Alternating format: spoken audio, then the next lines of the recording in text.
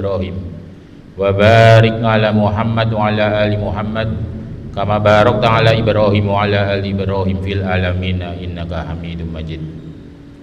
Qala Allah Ta'ala fi kitabil karim, a'udzu billahi minasy syaithanir rajim.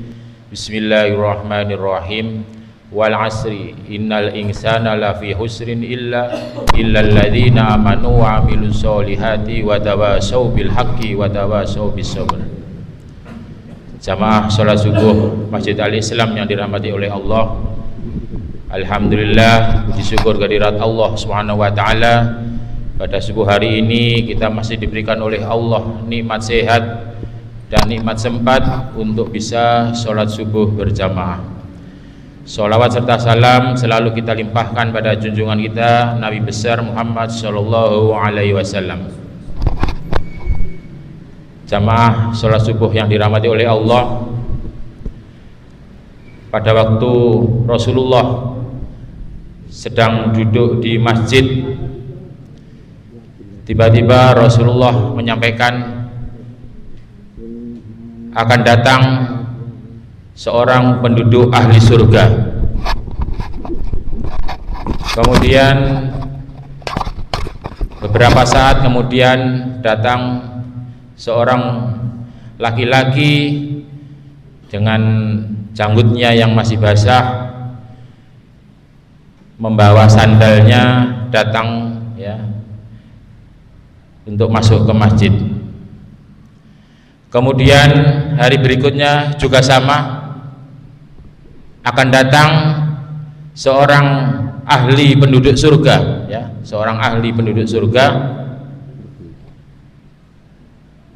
Kemudian para sahabat melihat datang lagi seorang laki-laki yang sama dengan hari yang sebelumnya. Kemudian datang lagi hari berikutnya, Rasulullah dengan mengucapkan kata-kata yang sama, akan datang seorang laki-laki, seorang ahli penduduk surga. Ternyata orang yang sama pada hari yang sebelumnya. Maka para sahabat merasa heran ataupun mungkin bertanya-tanya, kok bisa ya seorang laki-laki ini dikatakan oleh Rasulullah sebagai seorang ahli penduduk surga. Jadi luar biasa ya. Jadi stempelnya belum, ini sudah di stempel bahwa laki-laki itu adalah seorang ahli penduduk surga. Luar biasa. Maka sahabatnya ada yang namanya Abdullah bin Umar, pengen tahu amalannya apa sehingga laki-laki itu dikatakan oleh Rasulullah sebagai seorang ahli penduduk surga. Maka Abdullah bin Umar ini setelah sholat subuh mendatangi rumahnya sahabat tersebut ya. Kemudian Abdullah bin Umar ini menyampaikan kepada laki-laki itu bahwasanya dia bercerita habis bertengkar ya, dia pengen menginap bertamu di rumah laki-laki penduduk ahli surga itu. Kemudian setelah bertamu menginap, maka dilihatnya laki-laki itu apa amalannya, sehingga Rasulullah itu sampai mengatakan dia itu ahli penduduk surga ya. Kalau kita kan belum tahu kita apakah masuk surga atau tidak, kita belum tahu ya. Dilihat malamnya kok yo gak sholat tahajud, kok tangi sholat subuh tok ya. Terus berikutnya dilihat kok yo gak poso, gak sahur ya. Amalannya biasa-biasa saja ya. Amalannya biasa-biasa saja ya. Sampai hari ketiga, maka Abdullah bin Umar ini merasa bahwasanya amalannya ya wis biasa-biasa. Maka Abdullah bin Umar ini menyampaikan kepada laki-laki itu, ya misalkan dianggap namanya Wahid misalnya, Mas Wahid, aku wis 3 dina ning omahe jenengan, tak delok iki aku asline ku pengen roh ya, pengen tahu kamu itu disebut Rasulullah sebagai seorang ahli penduduk surga. Ternyata tak lihat itu amalanmu biasa-biasa saja. Makanya aku pamit pulang. Nah, terus sahabat itu ketika Abdullah bin Umar mau pulang dipanggil, sebentar. Sebetulnya aku ini walaupun nggak punya amalan apa-apa, tapi aku punya amalan khusus. Ya. Apa amalanmu?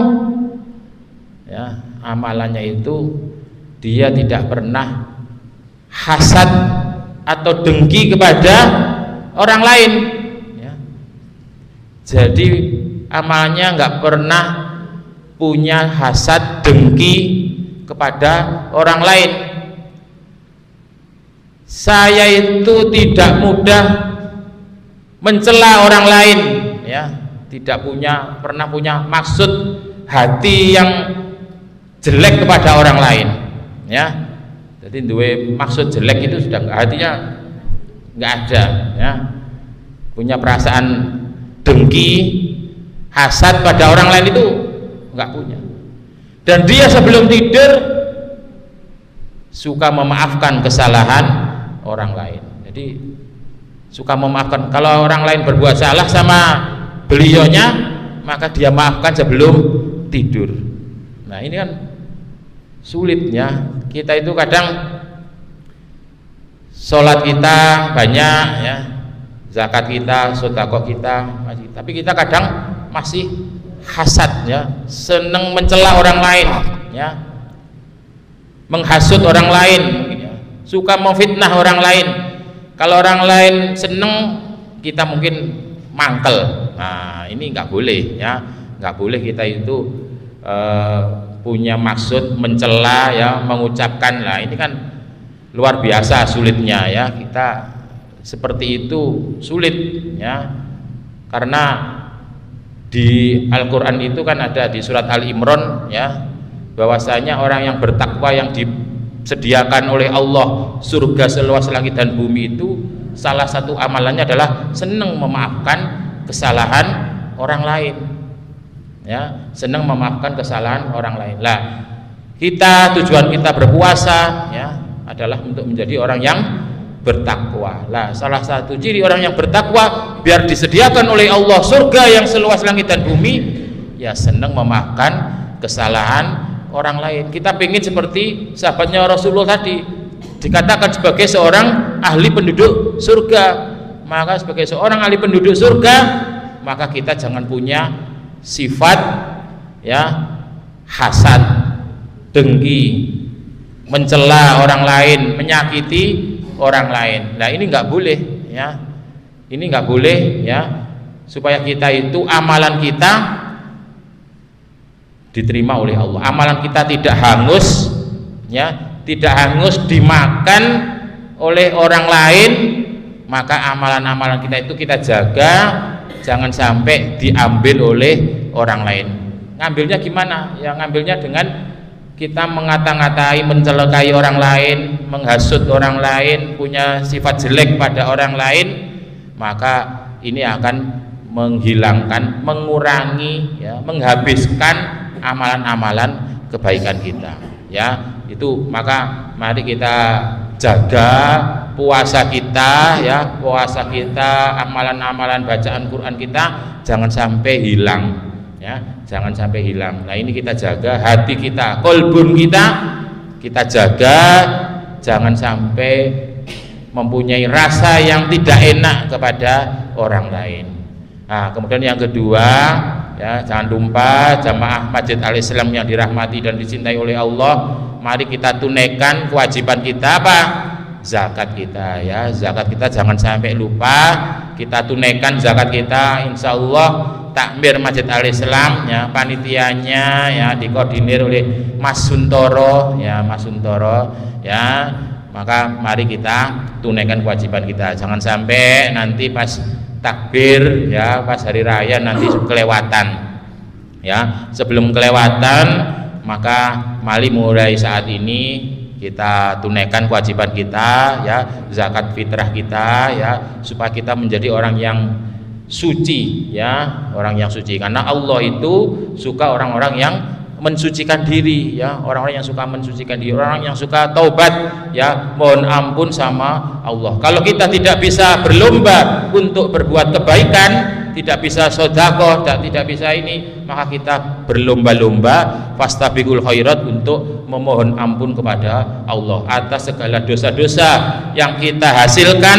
mungkin selama kita balik sampai umur kita saat ini, ya mungkin sudah 20 tahun, 15 tahun, ya 30 tahun, maka mari kita istighfar, ya, kita mohon ampun pada Allah. Semoga dosa-dosa kita selama bulan suci Ramadan diampuni oleh Allah dan diganti oleh Allah dengan surga firdausnya, amin ya robbal alamin.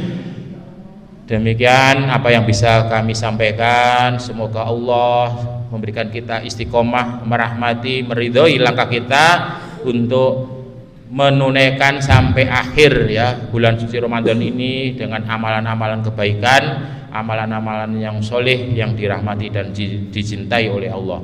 Billahi taufiq wal hidayah. Wassalamualaikum warahmatullahi wabarakatuh.